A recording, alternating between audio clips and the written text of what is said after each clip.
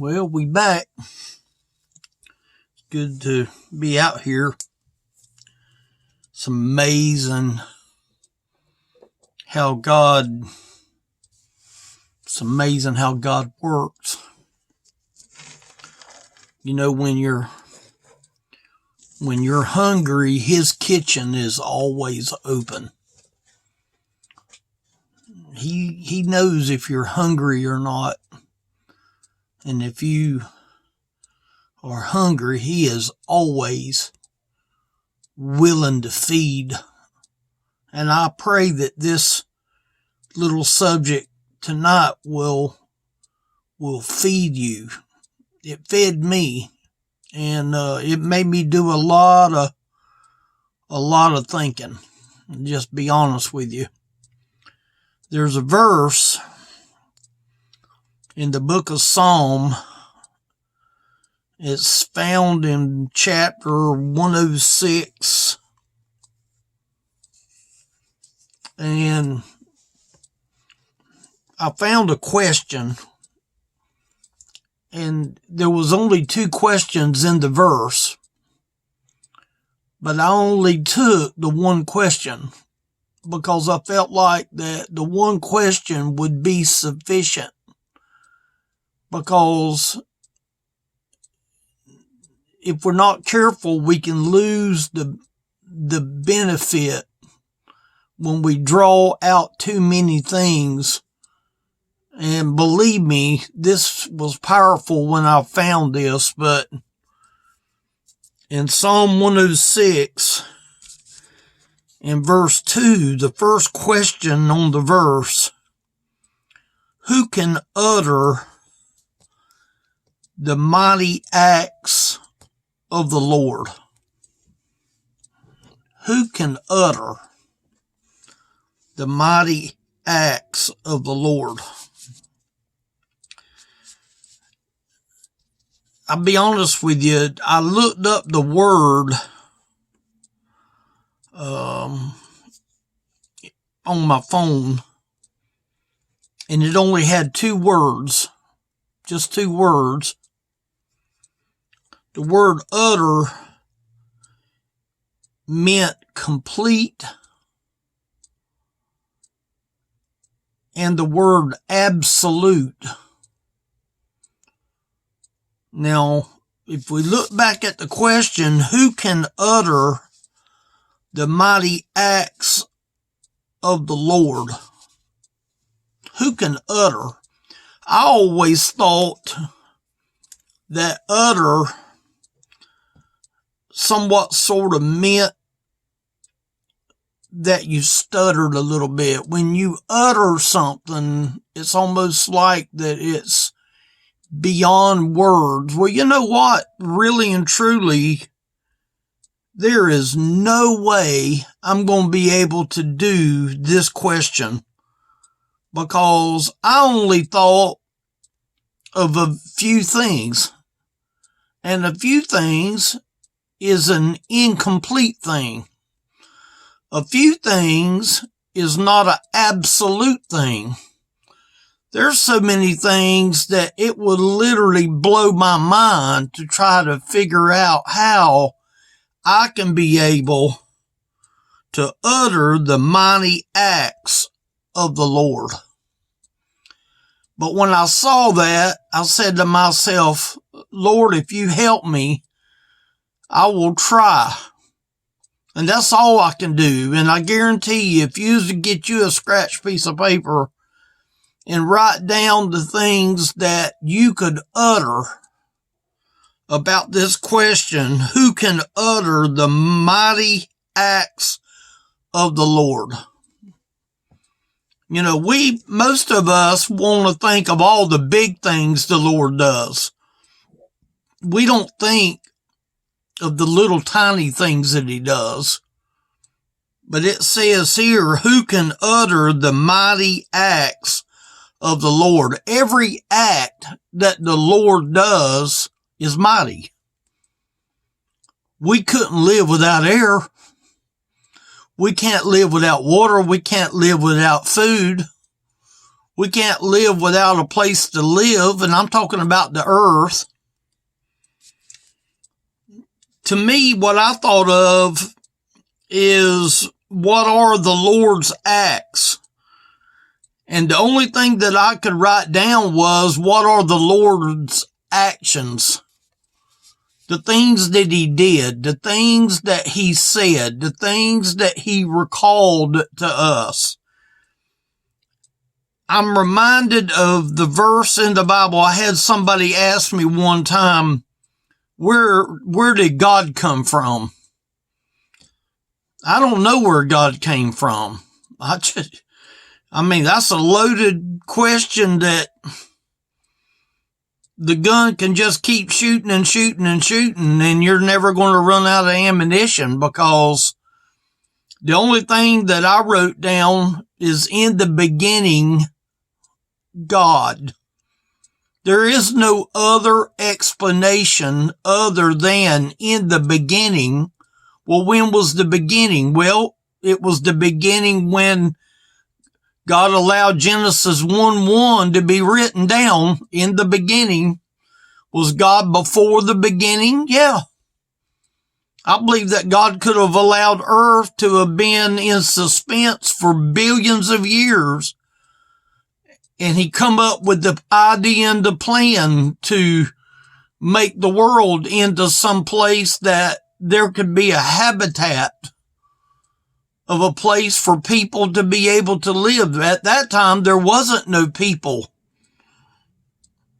I mean, it just wasn't. God created creation. I mean, think of it. He created creation. Not only did he make man, he made the animals, he made the earth, he made the oxygen, he made the water droplets, he made the mist, he made the moon, he made the sun, he made the trees. I mean, he made the fly, he made the worm. I mean, there is nothing that you can't, everything is needed in God. He didn't put a soul into the animal. He only put the soul into mankind. He made man in his image. So man had to have been sort of the apple of his eye, because he created man in his image. Now, when I look at the image of somebody, I'm thinking, is that the image of God? Yeah. Because it says that man was made in his image. How do I explain that? I don't know if I can explain that. It's too big. Some people's going to go and say, well, there's not enough science to prove it. Well, I don't have science to know that in my next breath, I had air to breathe. I didn't see it. I'm looking at the front of the camera and I'm looking at the orange light flashing on and off. It's telling me that the camera's working, but see, I can't understand how it's doing what it's doing. It's amazing. See, God developed a family. And yes, some of the family that he created would not end up loving him, but he made his family for every human being to love him. So that's the reason I put down his family, because he made every human being to be in his family. He didn't make a human being to end up in hell. That's not the reason he made the human being. He made hell for the devil and his angels. He never created hell for human beings.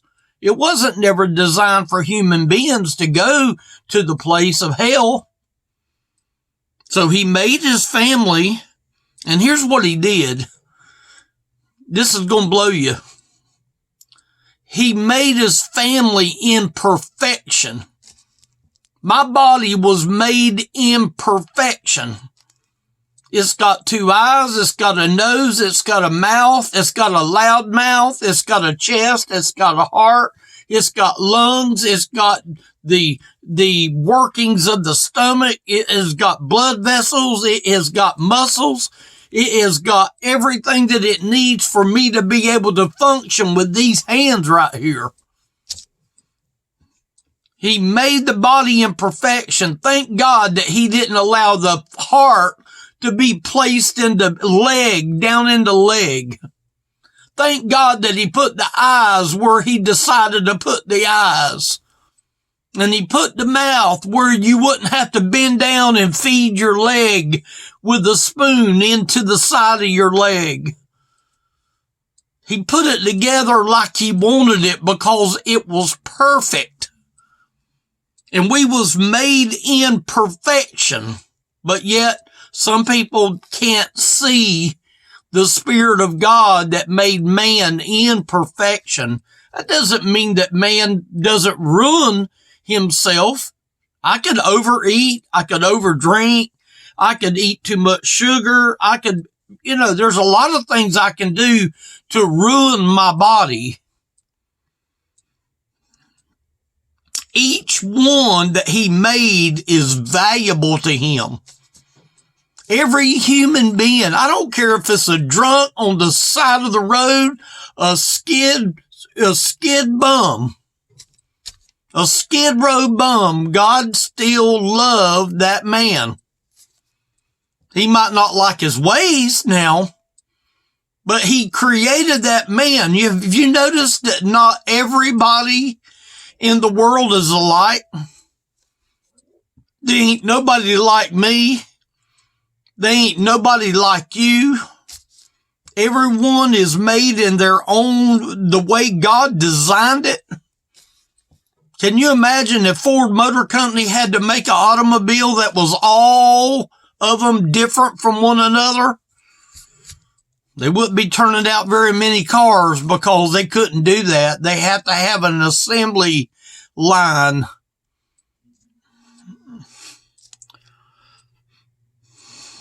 Each one is valuable to him.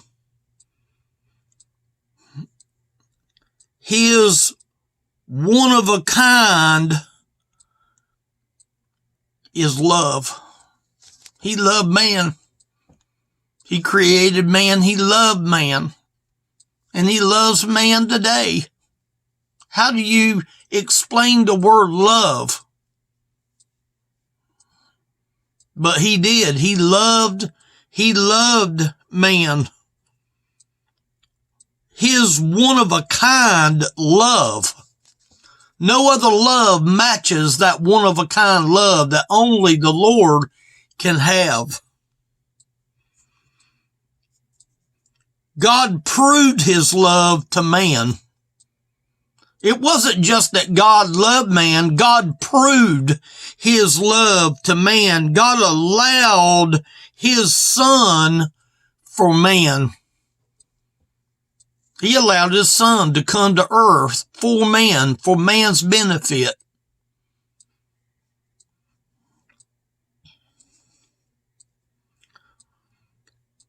He only asked man for one thing. He asked man for man to believe in him. To believe his son. That's what the word says. For God so loved the world that he gave his only begotten son, that whosoever believeth in him shall not perish, but have everlasting life. He only asked man for one thing, and that is for man to believe. See, his spirit draws man. It's like a wooing. When I want my cat to come in, I have to, and I've got her where when she hears that flicking noise, that she responds to that flicking noise. Sometimes she's hard-headed, just like man is. She don't want to act on that flicking noise. She wants to do what she wants to do. And I get aggravated with her, but over a period of time, she will respond to that noise, and she comes. His spirit draws man to him.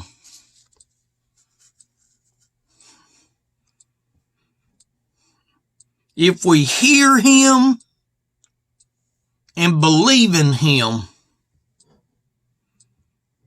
if we hear him, and he does talk to us, sometimes I'll hear people say, oh, God don't talk, God don't speak. Oh, yes, he does. He speaks every time I come out here and I open my Bible, he speaks.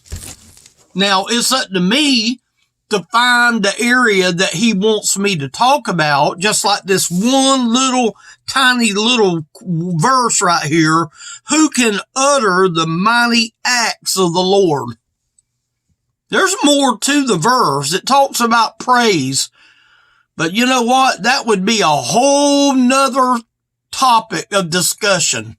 Right now, the question is, who can utter the mighty acts of the Lord?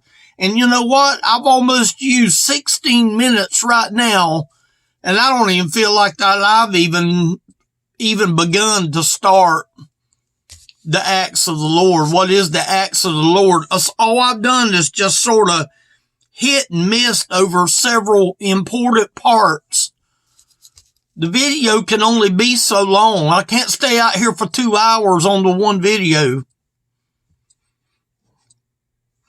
If we hear him and believe him, if we hear him, because he draws us to himself, if we hear him and believe what he said. So I have to read my Bible to find out what he is saying to me. If I hear him and believe him, then he supplies our future. He's the author and the supplier of our future. He owns your future now. If you believe in the Lord Jesus today, he owns your future today. But I'm talking about the future that when he returns to come get his children, he takes us to the place of his future. And you know what? There's a lot of things I don't know about his future. But I'm certainly glad that I've been one of the ones that he came and died for, that is trying to recognize his actions. Remember what the verse said? Who can utter the mighty acts of the Lord? I'm trying to utter it. God knows it's hard, but I'm trying to utter it.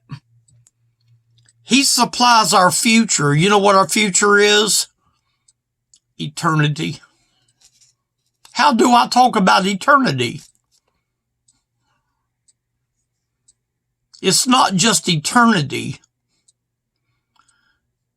It's eternity with him. It's just eternity with him. What else can I say? It's eternity with him. There's two eternities. There's two. Satan has an eternity that he offers man, and God has an eternity that he offers man. And God draws by his Spirit the ones that he wants, and he used the word whomsoever. So what does that mean? Every human being is a whomsoever.